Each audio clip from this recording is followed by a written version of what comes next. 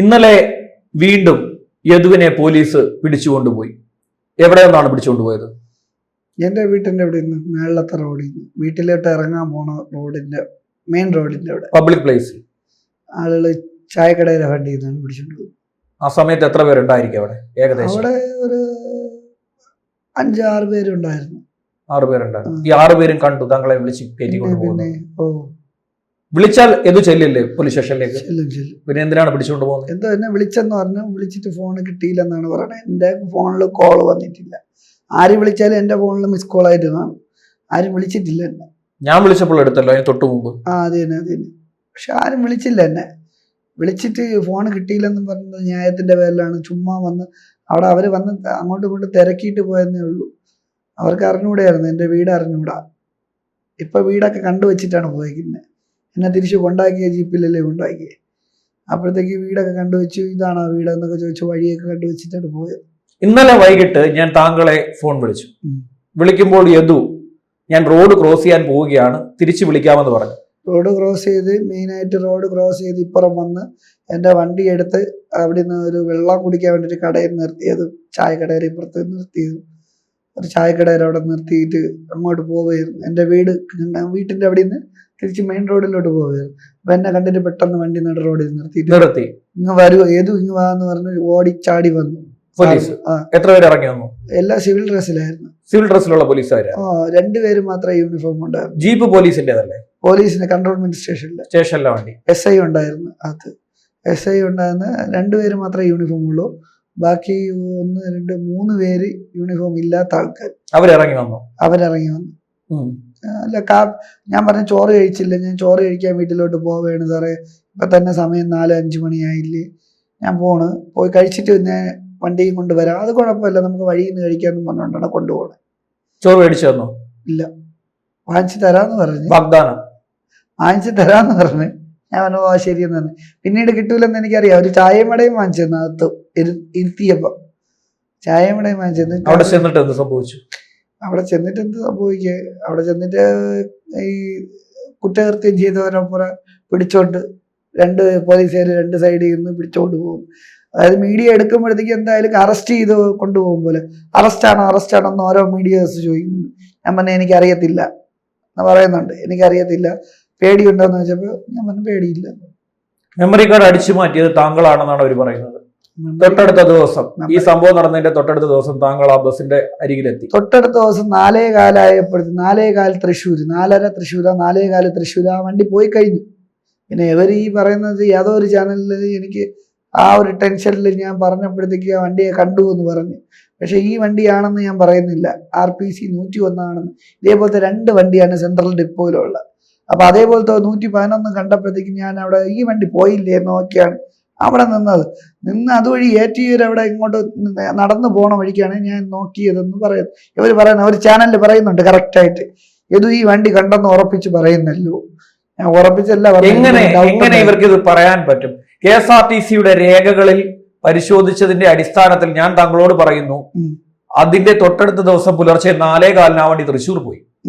അന്ന് രാവിലെയാണ് നിങ്ങൾ അവിടെ ചെല്ലുന്നത്. ആ തൃശ്ശൂർ പോയ വണ്ടിയുടെ ആയിരിക്കും നിങ്ങൾ എങ്ങനെ എത്തും? എനിക്ക് അറിഞ്ഞൂടാ. അവര് പറയുന്നതല്ലേ. ഇപ്പൊ അവരെന്നാ ഈ ആടിനെ പട്ടിയാക്കുന്ന സിസ്റ്റമാണ് അവർ ചെയ്തുകൊണ്ടിരിക്കുന്നത്. അതാണ് നടത്തിക്കൊണ്ടിരിക്കുന്നത് അതാണ്. എൻ്റെ വായിൽ നിന്ന് എന്തെങ്കിലും അബദ്ധം വീഴുകയോ എൻ്റെ വായിൽ നിന്ന് എന്തെങ്കിലും പോരായ്മ വരികയോ, ഞാൻ പ്രൊഫഷണലി ഇതേപോലെ സംസാരിച്ച് ശീലമില്ലാത്ത ആളാണ്. അപ്പൊ എൻ്റെ വായിൽ നിന്ന് അറിയാതെ വീഴുന്നതായി അതിനെ പിടിച്ചോണ്ട് ഇവർ നടക്കുകയാണ്. കുറെ ആൾക്കാർ ഇതിന് വേണ്ടിയിട്ട് സപ്പോർട്ടിങ് ആയിട്ടുള്ള ആൾക്കാരുണ്ട്.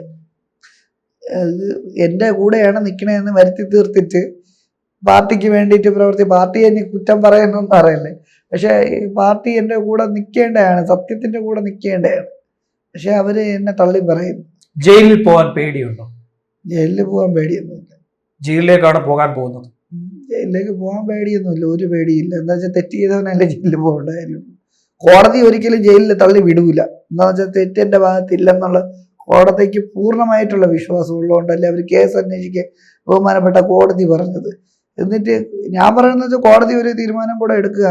പൊതുവായിട്ട് കോടതിക്ക് തന്നെ നേരിട്ട് തീരുമാനം എടുക്കാം.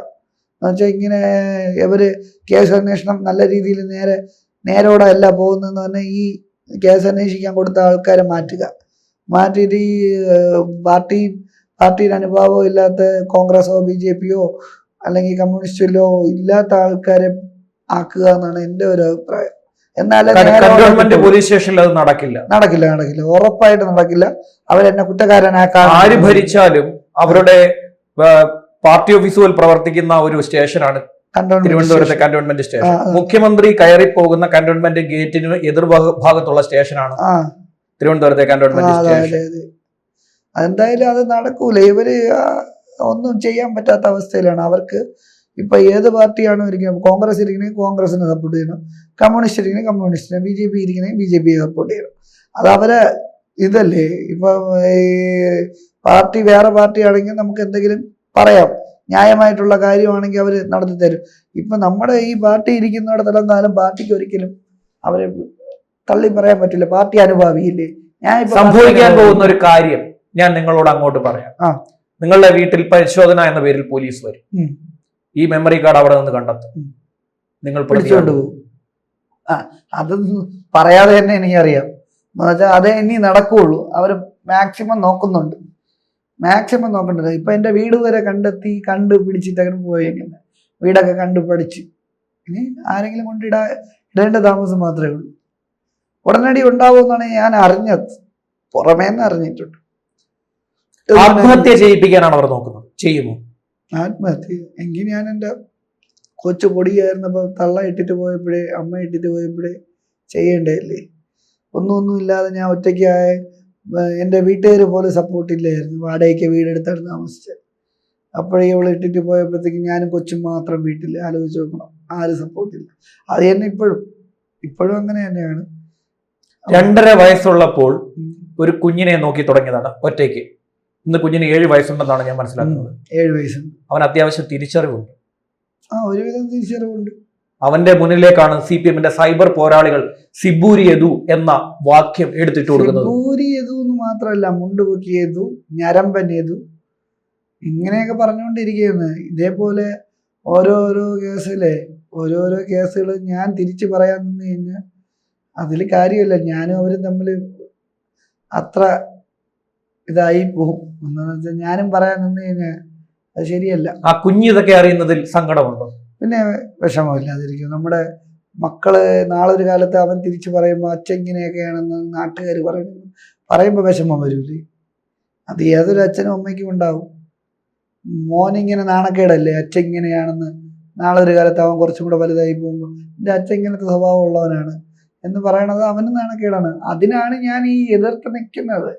ഞാൻ ഈ കേസിൽ പിടിച്ചു നിൽക്കുന്നത് അതുകൊണ്ടാണ്. എന്താണെന്ന് വെച്ചാൽ എന്നെ ഇനി ആരും ഒന്നും പറയരുത്, മോശമായിട്ട് പറയരുത്. ഇവർ കുറേ 2017 തൊട്ടുള്ള കേസാണ്. 2017 തൊട്ട് ഇവരെന്നെ ബുദ്ധിമുട്ടിക്കാൻ തുടങ്ങിയതാണ്. ഈ കുറച്ച് ആൾക്കാർ, എല്ലാവരും അല്ല, കുറച്ച് ആൾക്കാർ ഇതിൽ സപ്പോർട്ട് ചെയ്യുന്ന ആൾക്കാരും ഉണ്ട്. നീ മുന്നോട്ട് പോകുമെന്ന് പറയുന്ന ആൾക്കാരുണ്ട്. അക്കൗണ്ടിൽ എത്ര രൂപയുണ്ട്? ഇപ്പൊ അക്കൗണ്ടില് 7,000 രൂപ വന്നതില് 3,000 എടുത്ത അമ്മയ്ക്ക് 1,000 ജോലി ചെയ്തത് അമ്മയ്ക്ക് 1,000 രൂപ കൊടുത്തു. 7,000-ല് 3,000 കൊടുത്തതിന് ഇപ്പൊ 4,000-3,000-ത്തിനകത്തേ വരുമോ? 3,000-ത്തിനകത്ത് വരും. കയ്യിൽ എത്ര രൂപ വരും? കയ്യിൽ ഇന്നലെ എടുത്ത 1,000 രൂപ ഉണ്ട്. 1,000 രൂപയുണ്ട്. കേസ് നടത്തണം. കേസ് എടുത്താൽ നമ്മുടെ വക്കീല് പറഞ്ഞു നിനക്ക് പൈസ എന്തെങ്കിലും കിട്ടിയിട്ട് തന്നാൽ മതി, അതുവരെ കുഴപ്പമില്ല എന്ന് പറഞ്ഞു. വക്കീല് ഫ്രീ ആയിട്ടാണ് ചെയ്യുന്നത്. എൻ്റെ അവസ്ഥ അറിയാമെന്നുള്ളതുകൊണ്ട്, വക്കീലിൻ്റെ അവസ്ഥ അറിയാമെന്നുണ്ട് ഫ്രീ ആയിട്ട് ചെയ്യുന്നുണ്ട്. പക്ഷെ എപ്പോഴും നമുക്ക് എല്ലാ കേസിന്റെ ബാക്കിയുള്ള ഡീറ്റെയിൽസ് ഒന്നും പറ്റൂല. എങ്ങനെ മുന്നോട്ട് പോകും? എങ്ങനെയായാലും മുന്നോട്ട് പോകുമല്ലോ. ഞാൻ ആരെയും ഇനി കടമ വാങ്ങിച്ചിട്ടായാലും ഏതെങ്കിലും പണി ചെയ്തിട്ടായാലും ശരി തന്നെ കോടതി കേസ് നടത്തും. അതിലുള്ള ന്യായമായിട്ടുള്ള കാര്യം ഞാൻ തെറ്റുള്ളത് ഞാൻ അക്സെപ്റ്റ് ചെയ്യാൻ തയ്യാറാണ്. ഞാൻ തെറ്റ് ചെയ്തിട്ടുണ്ടെന്ന് അവർ തെളിയിക്കണം. നിങ്ങളാണ് ആദ്യം പറഞ്ഞത് മെമ്മറി കാർഡ് പരിശോധിക്കണമെന്ന്. അതേ നിങ്ങളെ മെമ്മറി കാർഡ് മോഷ്ടിച്ച കേസിൽ പ്രതിയാക്കാൻ അവർ നോക്കുന്നു. അതാണ് സംഭവം. ഞാനാണ് ആദ്യം പറയുന്നത്. ശരിയാണ്, ഞാൻ പറയുന്നുണ്ട്. ഈ ബസ്സിൽ ക്യാമറ ഉണ്ടെന്ന് പിന്നീട് ഞാൻ പറയുന്നുണ്ട്. ആദ്യം എന്തുകൊണ്ടാണ് ഇത് പറയാത്തത്?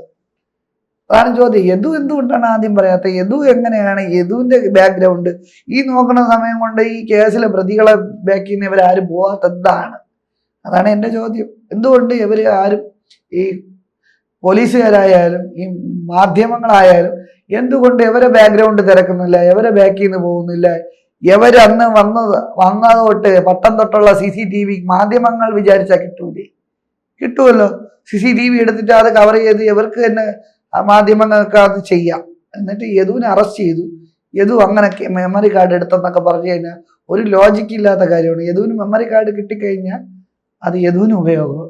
അതേ അവർ ചിന്തിക്കാത്തതാണ്. ഇന്നലെ ഒരു മാധ്യമ പ്രവർത്തകൻ റിപ്പോർട്ട് ചെയ്യുന്നത് കണ്ടപ്പോൾ എനിക്ക് വളരെ ദുഃഖം തോന്നി. താങ്കൾ അറസ്റ്റിലാകാൻ പോകുന്നു എന്നാണ് അദ്ദേഹം റിപ്പോർട്ട് ചെയ്തത്. മെമ്മറി കാർഡ് ഉപയോഗിച്ചതിൽ, നിങ്ങൾ മോഷ്ടിച്ചതിൽ താങ്കൾക്ക് പങ്കുണ്ട്, താങ്കൾ അറസ്റ്റിലാകാൻ പോകുന്നു എന്ന് റിപ്പോർട്ട് ചെയ്തു. അവര് എത്രയും ദിവസം എൻ്റെ കൂടെ നിന്ന മാധ്യമ പ്രവർത്തകരാണ്. അവർക്ക് നേരും നിറയൊക്കെ നല്ലോണം അറിയാം. പക്ഷെ അവർക്ക് ഈ സിസ്റ്റം, ഈ പോലീസുകാർ ചെയ്യുന്നില്ലേ, അതേപോലെ അവർക്കും അങ്ങനെയൊക്കെ റിപ്പോർട്ട് ചെയ്യാൻ പറ്റുള്ളൂ ആയിരിക്കും. അവരുടെ അടുത്തും പറഞ്ഞു കാണും, നിങ്ങൾക്ക് മുന്നോട്ട് ചാനൽ കൊണ്ടുപോകണമെങ്കിൽ ഇങ്ങനെയൊക്കെ പറഞ്ഞാലേ പറ്റുള്ളൂ എന്ന് പറഞ്ഞു കാണും. നല്ല പാർട്ടി അങ്ങനെ ചെയ്യില്ല. പാർട്ടി ചെയ്യുന്ന പരിപാടി ഇതാണ്. പാർട്ടി വലിയ പരസ്യം മാധ്യമങ്ങൾക്ക് നൽകും. പാർട്ടി നേരിട്ട് വിളിച്ച് ഒരു മനുഷ്യനെതിരെയും വാർത്ത കൊടുക്കരുത് എന്ന് പാർട്ടി ആവശ്യപ്പെടില്ല, കൊടുക്കണമെന്നും ആവശ്യപ്പെടില്ല. ചെയ്യുന്ന സിസ്റ്റം ഇതാണ്. വലിയ പരസ്യം പത്രങ്ങൾക്കും മാധ്യമ സ്ഥാപനങ്ങൾക്കും നൽകും. ഇങ്ങനെയാണ് അവരുടെ വായ അടപ്പിക്കുന്നത്. താങ്കളുടെ കൂടെ ഒരു പക്ഷേ മുന്നോട്ട് പോകവേ കൂടെ നിൽക്കുന്ന മാധ്യമങ്ങളുടെ എണ്ണം കുറയും. ധൈര്യം ചോരുമോ താങ്കളുടെ? ഇല്ല, മാധ്യമങ്ങൾ അങ്ങനെ പറഞ്ഞെന്ന് പറഞ്ഞാൽ നേരായിട്ടല്ലേ പോവുള്ളൂ, സത്യമായിട്ടല്ലേ പോവുള്ളൂ. മാധ്യമങ്ങൾ പറയണ നാളെ അങ്ങനെയാണ്, ഇവന്റെ കേസ് ഇങ്ങനെയാണെന്ന് പറഞ്ഞു കഴിഞ്ഞാൽ ഇപ്പൊ എനിക്കറിയാം ഈ മാധ്യമങ്ങൾ വരുന്നത് എന്നെ സപ്പോർട്ട് ചെയ്യാനല്ല വരുന്നത്. അവരെ മുന്നോട്ടുള്ള ജീവിതം, ഓരോരുത്തർ അവരവരുടെ ജീവിതം നോക്കിയല്ലേ പോകുന്നത്.